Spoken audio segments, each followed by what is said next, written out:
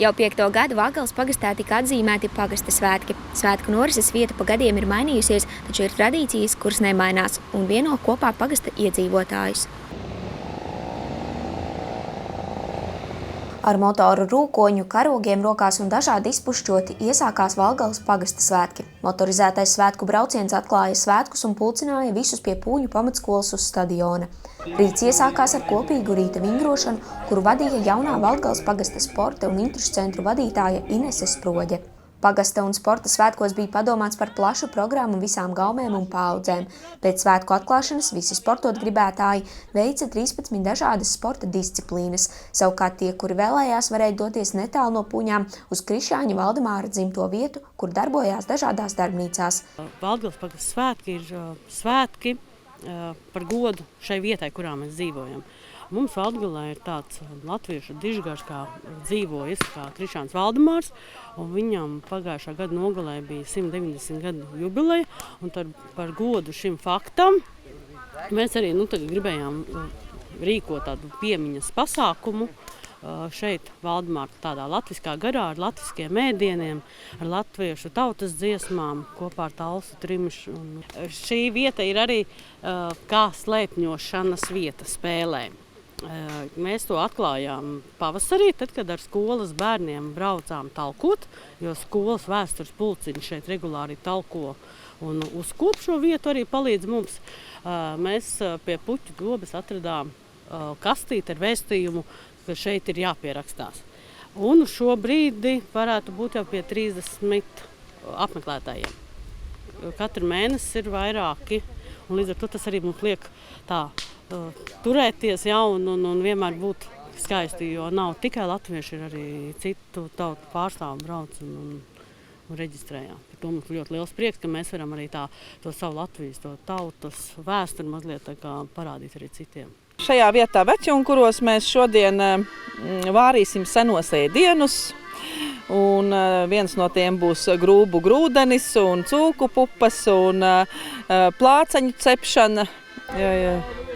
To mēs arī darījām manā bērnībā, un bērniem tas ļoti garšo.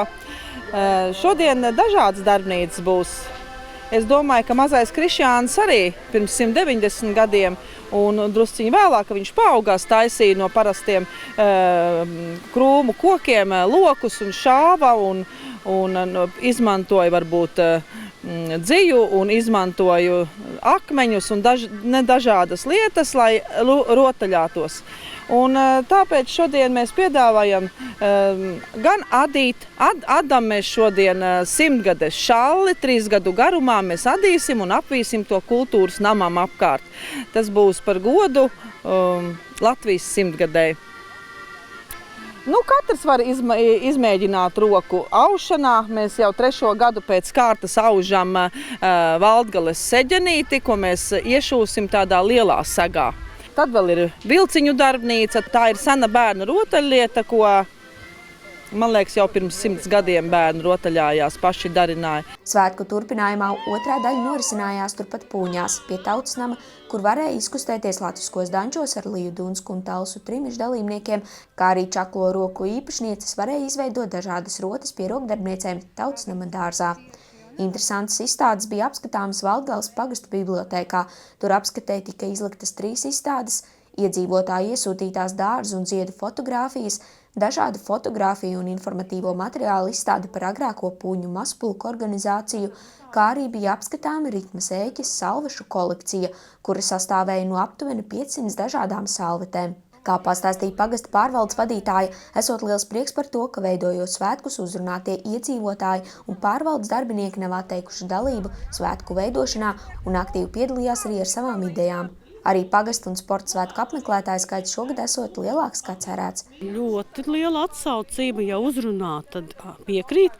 Tāpat arī šogad, tā kā mums ir sporta svētki un pagasta svētki kopā, tad ir tā, ka tiesneši ļoti daudz vajadzēja un kas taisa piedalās meistardarbnīcās.